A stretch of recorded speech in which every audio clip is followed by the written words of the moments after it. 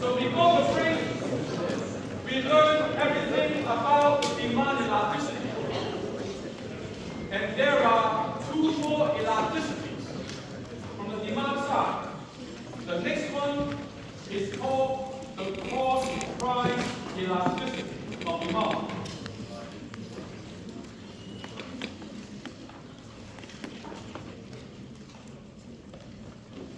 What does it measure? The cross-price elasticity measures the change in quantity of X when there's a change in the price of Y. Now these are the midpoint bands for the price and quantity.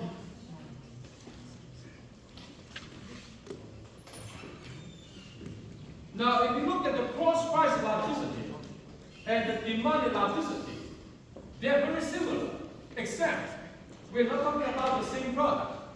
We measure the change in the price of one product, how that affects the quality of the other product. Now, one thing you should observe is that no more absolute value sign.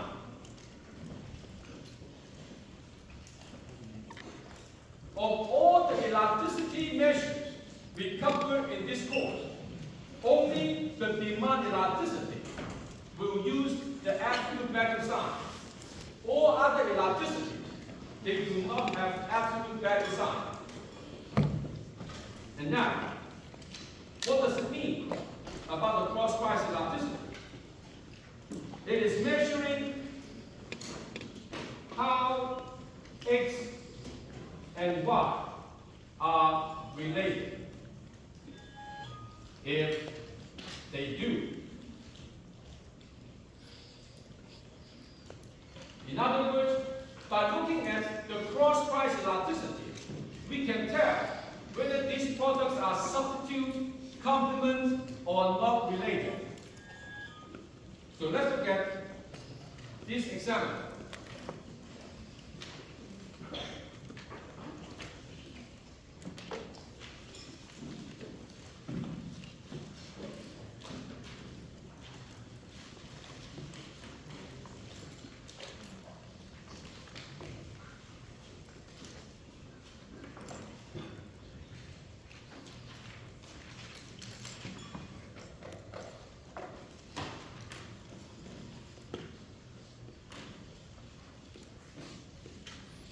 So if the cross-price elasticity is a positive number, what does it mean?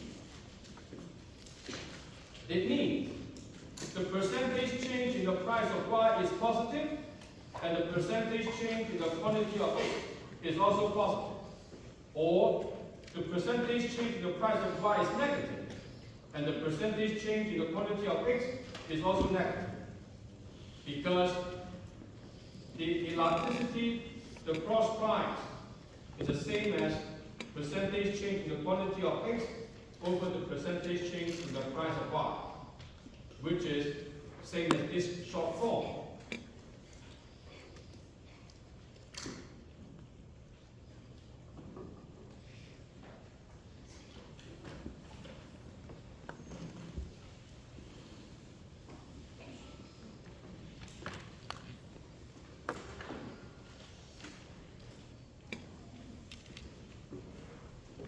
And now, for example, in here, what do we see? Increase in the price of Y, therefore the percentage change is a positive, will trigger an increase in the quantity of X. So how are they related? We cannot tell right away.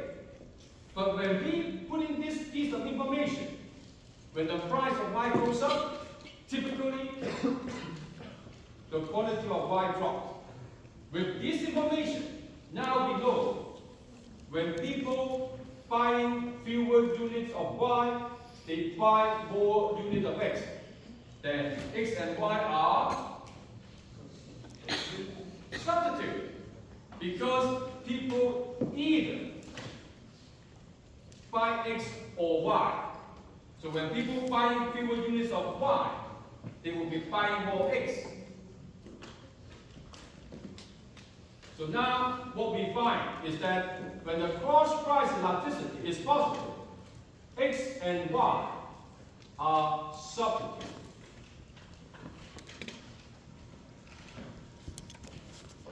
In other words, when the cross price elasticity is negative, then X and Y are complement. When cross price elasticity equals 0, X and Y are not related.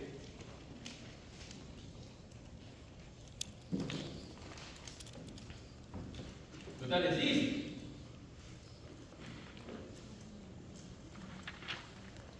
For the positive cross price elasticity, the competition bureau, which is in charge of merging, will be very interested in to find out when two firms are applying for merger. The competition bureau will be looking at the cross price elasticity of their product. So, for example, Apple, the iPhone division, and Samsung, the Galaxy phone division, if they want to merge,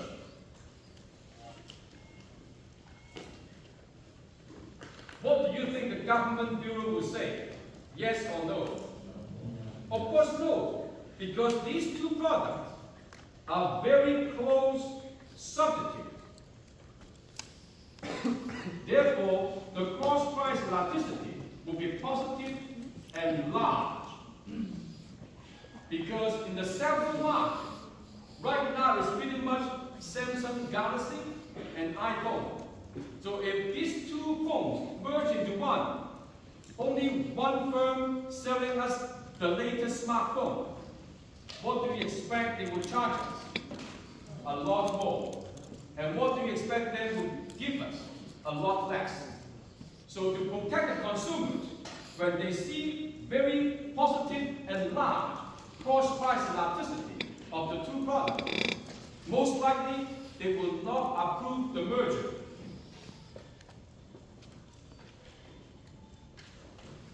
The next elasticity on the demand side is the income elasticity.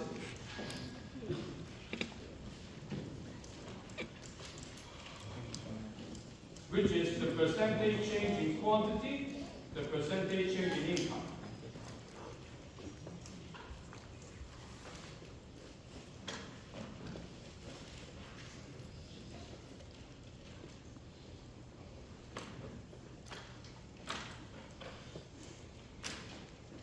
So, when the income elasticity is negative, that means the percentage change in income is positive, the percentage change in quantity is negative, or vice versa.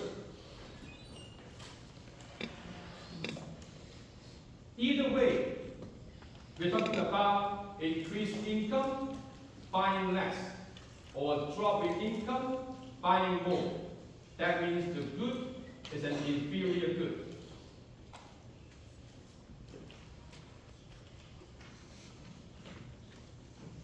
When income elasticity equal to 0, that product is income neutral.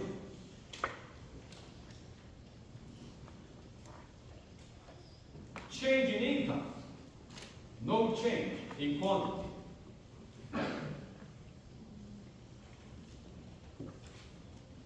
When the income elasticity is positive, this is a normal good. But within the normal good, we have two subcategories. That is, when the income elasticity is greater than 0, equal or less than 1, this is a necessity good. But when the income elasticity is greater than 1, then this is a luxury item.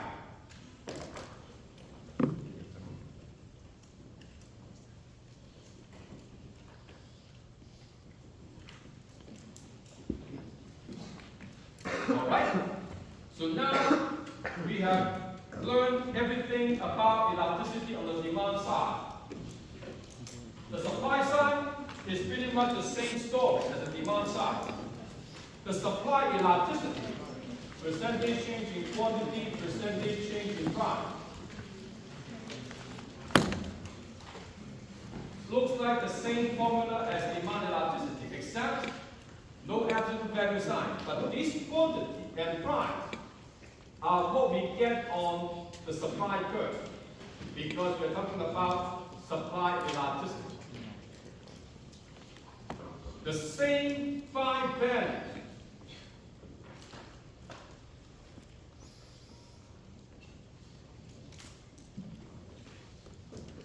just like the interpretation of the demand elasticity, and therefore I'm not going to repeat it here.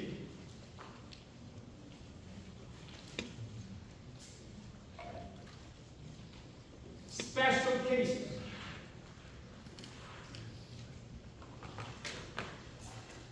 One A is the same as the demand side story. So the supply elasticity equals to infinity when it is horizontal. 1B also the same as the demand side story. When supply curve is vertical, the supply elasticity equal to 0. So the first special case, horizontal supply, vertical supply, is the same interpretation as the horizontal demand and vertical demand. So we can skip that because we can look at the demand explanation. It's the same.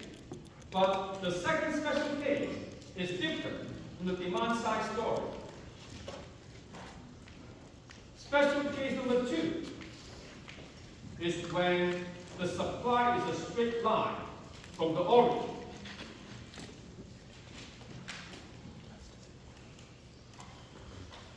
So when supply is a straight line from the origin, you pick any 2 points on the supply curve, you get the midpoint quantity and the midpoint price.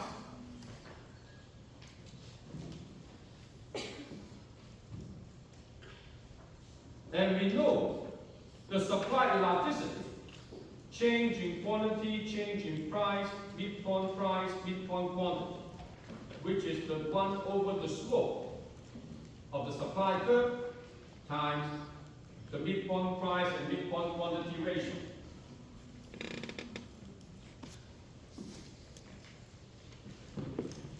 So why this is a special case? If we start from the origin,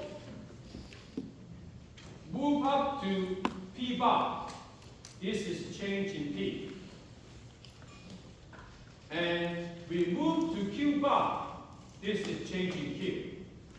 And therefore, change in P, change in Q equal to the slope of the supply equals to P bar over Q bar. Because this is P bar, this is Q bar.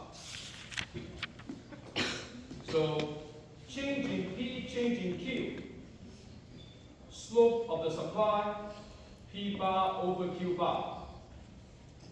And therefore, the supply elasticity, 1 over the slope, P bar over Q bar, times P bar over Q bar equals to 1. When the supply is a straight line coming out from the origin, everywhere on this supply curve is unit elastic. So this is the second special case about the supply curve. At last, the determinant of supply elasticity.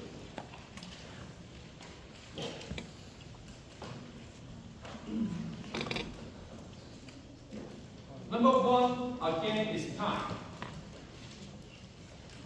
The more time you allow the firms to adjust, the more capable they can change their production and come up with a very different quantity. So, for example, price of gasoline doubled. People switching to electric vehicles. Increased demand. We have excess demand. If you give the manufacturer 1 year, they cannot increase the production of electric car by much, because if you want to produce more electric vehicles, you need a new factory. It takes more than 1 year to build a new factory. But if you give them 5 years, then they will have a lot more new factories. And they can produce a lot more new electric vehicles. That is a larger response in quantity. If you give them more time, they will be more capable to adjust their production plan so that the quantity they produce will be very different, very responsive to price change. So this is time, the most important determinant. The second determinant is the availability of input. If people are increasing their demand for electric vehicles, firms like Tesla want to increase their production, but no nickel.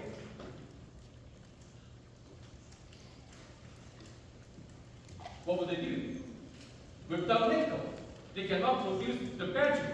Without battery, they cannot produce electric vehicle.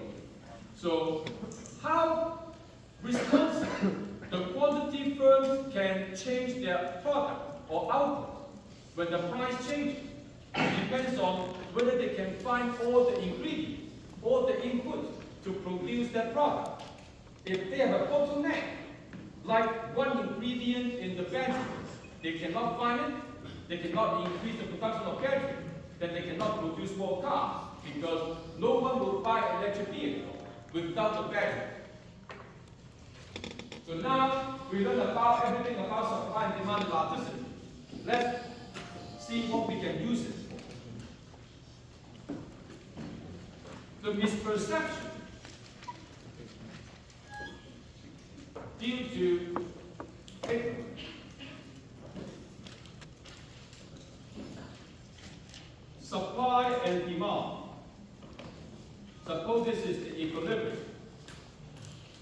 and this is the wheat, the market for wheat. And back in the old days, farmers always prayed for good harvest. And that's why we have Thanksgiving. So, are they doing the right thing? Well, back in the old days, all the farmers, even some farmers, now they are praying for good weather and good harvest. When this actually happened, how would this affect the supply and demand? Supply shift to the right. And what do we see? Price drops, larger quantity. When the price drops, larger quantity, what is the demand elasticity? Is it elastic or inelastic?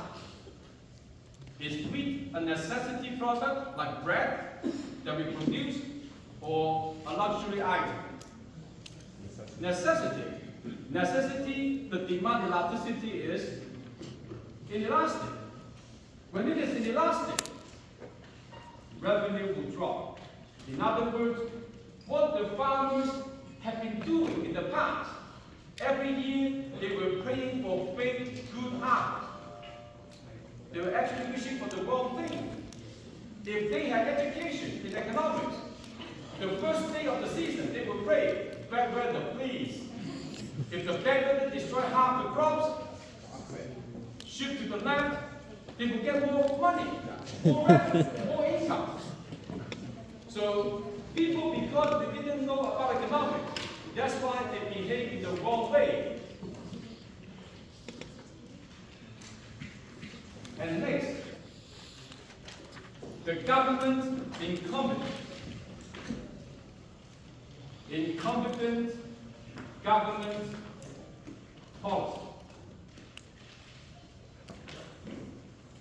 Supply and demand. Suppose we have the equilibrium price and equilibrium quantity. This is the market for illegal drugs.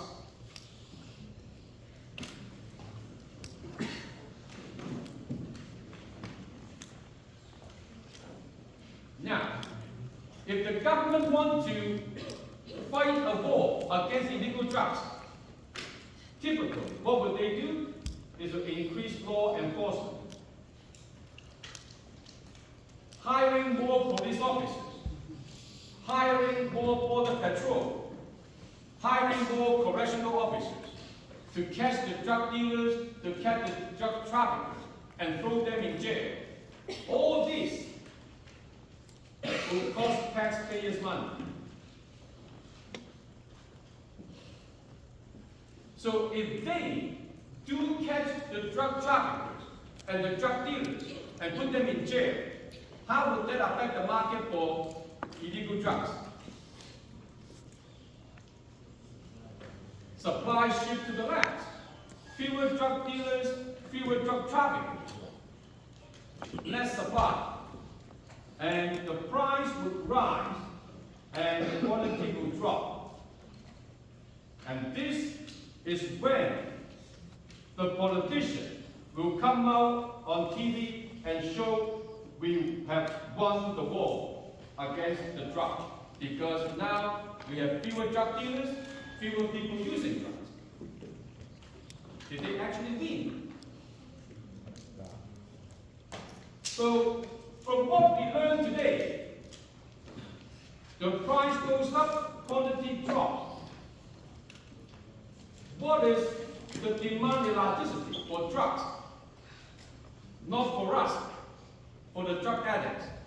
Would that be a necessity or luxury? Necessity.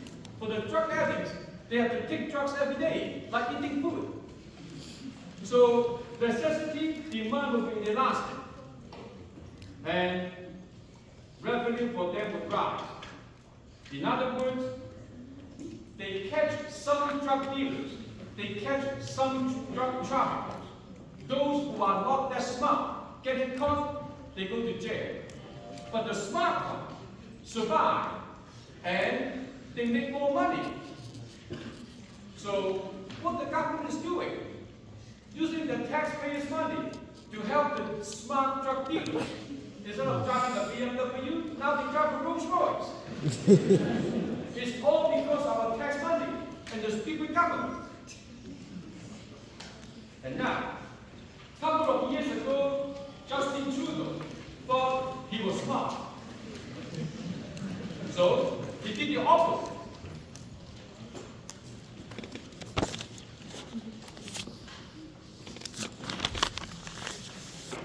What did he do?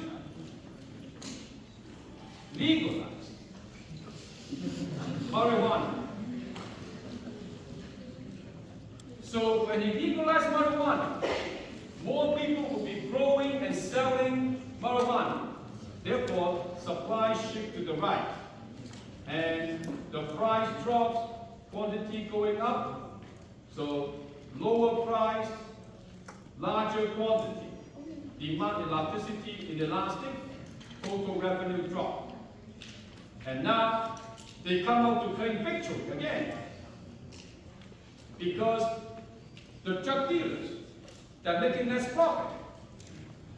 So they claim the victory against the drugs. But what they ignore is that because of this, more people are taking drugs.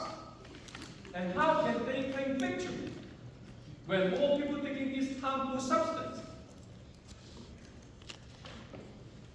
And now, to get the policy done right, we have to set the objective first. That is, the policy objective. First, reduce quantity. Because illegal drugs, marijuana, they are both harmful substance. We want to reduce consumption. And we want to reduce the total revenue for people selling this harmful substance. And now, what do we learn from the policy the government has been using? Law enforcement, legalization. None of this work. What do you see in this similarity, the two policies? Shifted supply. Yeah, they're working on the supply side, which is the wrong side of the market. In order to achieve the policy, reduce consumption and reduce revenue for the drug dealers, we need to work on the demand side. That is,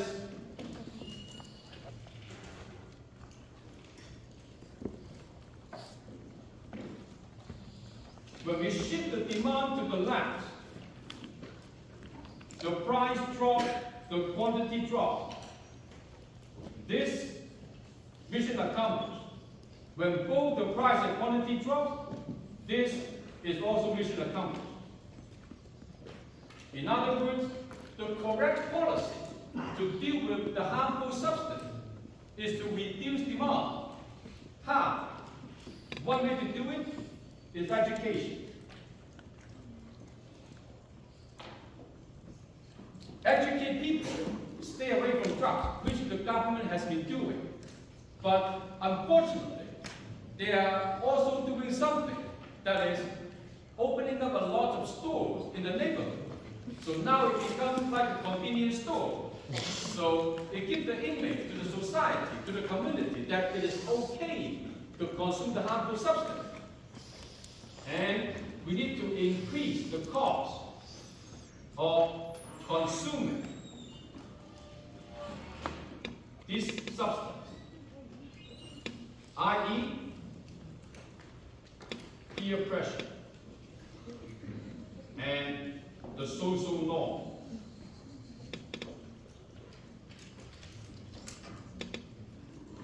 In other words, we need to encourage people to stay away and distance themselves from the drug addicts.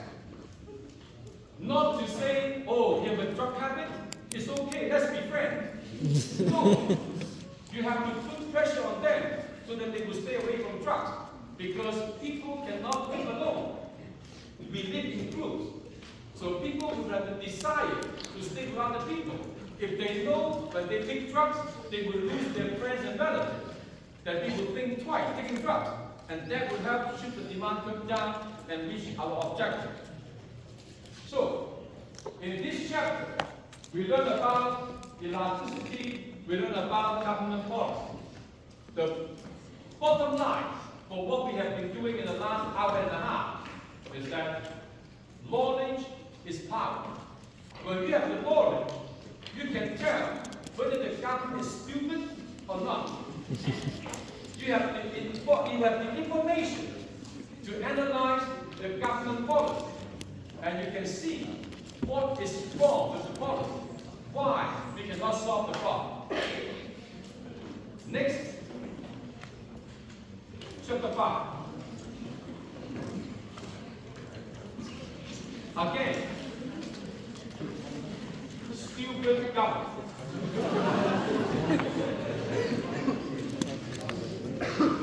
Now, a lot of the times, governments are doing the wrong thing, messing up the market instead of helping the market. Even though they really wanted to help, but they take the wrong policy. Suppose we have equilibrium in the market. The equilibrium price, equilibrium quantity. Somehow, this equilibrium price government doesn't like.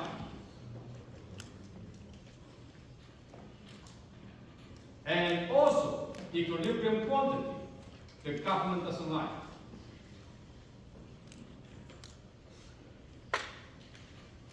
So when the government doesn't like the equilibrium price, it will try to change the price of the market using what we call price control. For example, if the government considers the equilibrium price too high, what does the government want to achieve? The government wants the price to drop. When this happens, it aims to help the buyer. On the other hand, when the government considers the equilibrium price too low, the government wants to see the price to go up, that aims to help the sellers.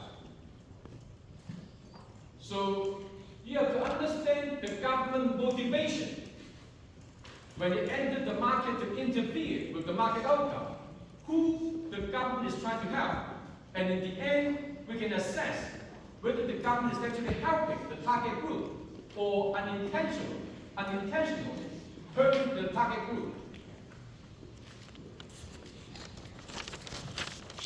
So, suppose we have this labor market. Labor market for the low-skilled workers. Number of workers, the wage, supply and demand. So we have this equilibrium wage and this equilibrium employment. So this is the number of workers. That is the employment. How many workers being employed? This is the low-skilled worker sector, like the part-time at McDonald's or the cashier at Walmart. It doesn't require any skills. And now, the government considered this to be too low.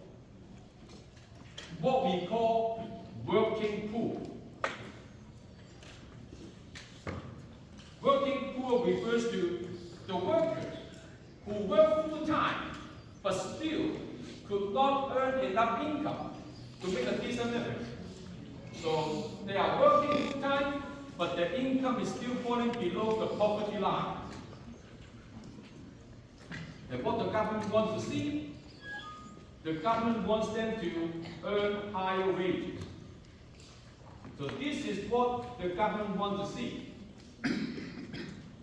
But the government cannot achieve these wages for these workers by saying, please pay them more. The firms will not listen, because firms, they want to maximize profit. Why would they want to pay the workers more? Because the more they pay the workers, the less profit they make. In order to make sure the workers can earn more, the government set the minimum wage. In other words, this is the minimum legal wage. Anything below will be illegal. Now, by using the legislative power of the government, it can prevent the market from returning to equilibrium. And this is what we call the price floor.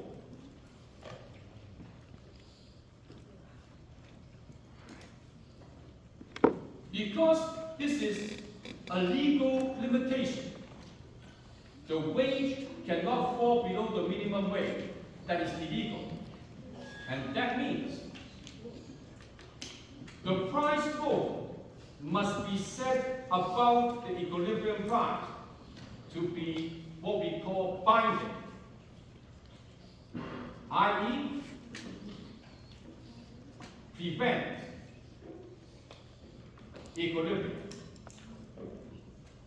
Because if we go back to equilibrium, the workers will be earning this equilibrium wage, and they will become working poor again.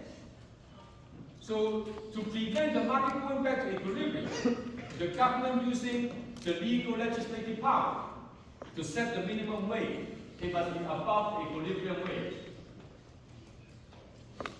And what do we see with the minimum wage? These many workers looking for jobs. These many jobs available. So this is the number of workers looking for jobs. This is job opening.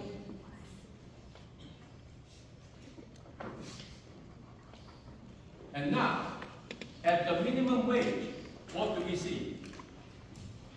The gap indeed. Involuntary unemployment.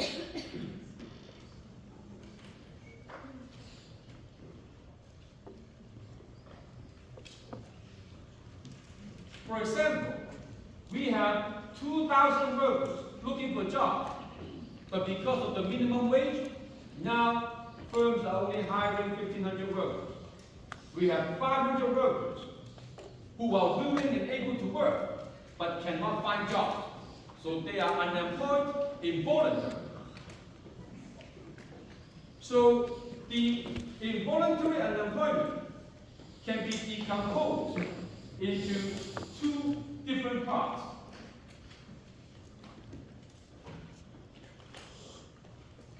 The first part is this. Because of the increase in wage,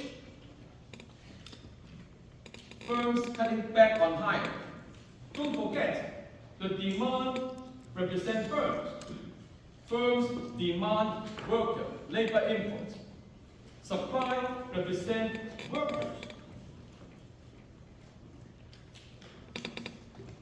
So this drop is what we call the adverse employment effect.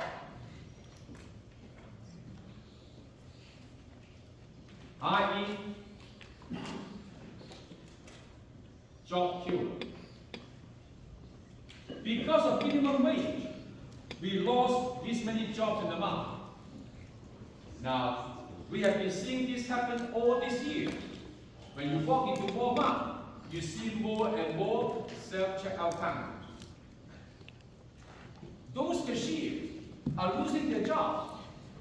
One day, they may not need human cashiers anymore. When this technique works, they are going to switch over to self-checkout counter only. The second effect is this side. Because of the minimum wage, we have this induced unemployment.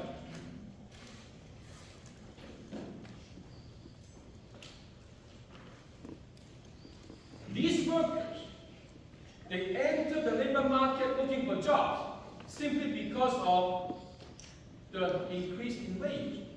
If the wage was in equilibrium, these workers would not be entering the market looking for jobs. But now they enter the market looking for jobs and cannot find jobs because of the wage has gone up. So the increase in wage induced people to enter the labor market simply to become unemployed. That's why we call this induced unemployment.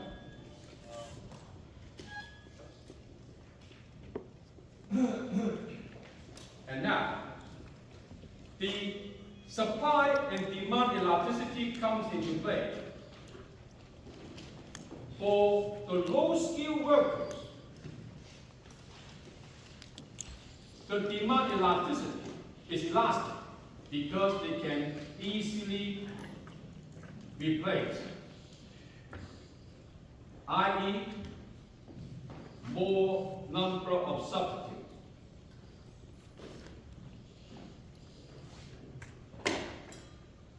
The cashiers can be easily replaced with self-checkout counter.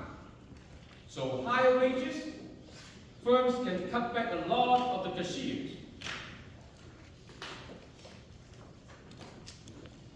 On the other hand, the elasticity of supply is also elastic because no training required.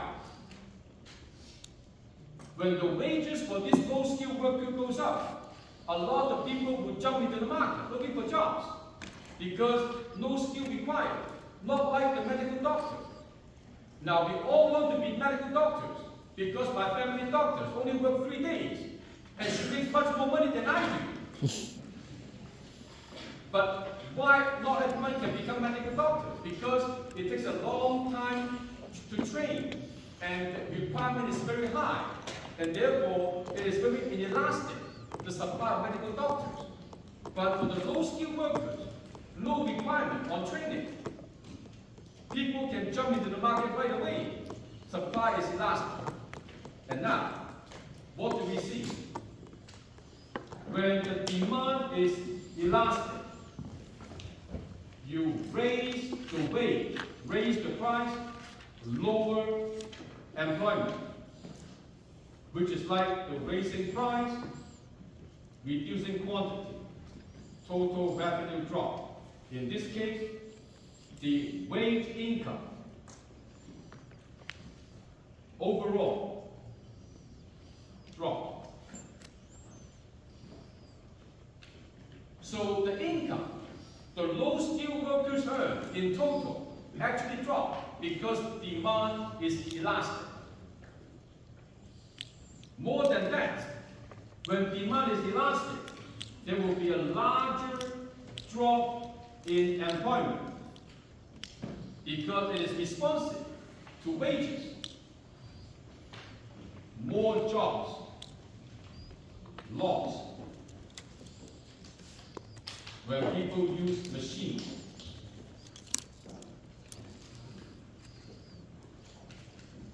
So in other words, we will have a larger adverse employment effect, that is the job killers. More jobs will be killed when we raise the minimum wage. On the other hand, when the supply elasticity is elastic, you will have a larger increase in the labor supply. As the wage goes up, that means larger induced unemployment.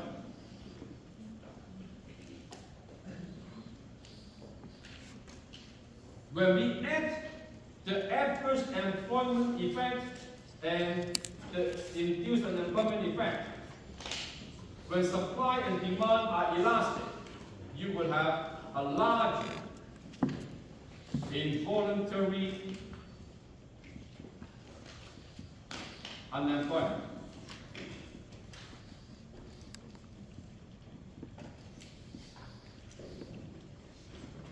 So what should the government do? The government wants to help the low-skilled workers, but now they're actually destroying the prospect of the low-skilled workers because many of them are losing jobs, and those who keep their jobs, their overall income for them is less than before. Now, we have to ask the basic question. Why these people cannot make a decent living? Because we have to understand the problem so that we can solve the problem. Working poor for these low-skilled workers is for one reason. Low skill. So would the medical doctors ever need to worry about staying above the poverty line? They don't need to. Working 3 days, they make more money than I do. So in other words, if we really want to help the poor, you need to increase the skill level. The artificial checking up the wage is only suppressing the the income. These people cannot make a decent living because they don't have valuable, marketable skill. That's why they do not make enough income to stay above the poverty line. To help them, we need to give them training, give them more skill. Now, this is year 1, the 4th lecture. Why wouldn't the government know this? Are they that stupid? They're not stupid. What's wrong with the government? The reason is, if you want to increase skill, increase training, it takes a long time.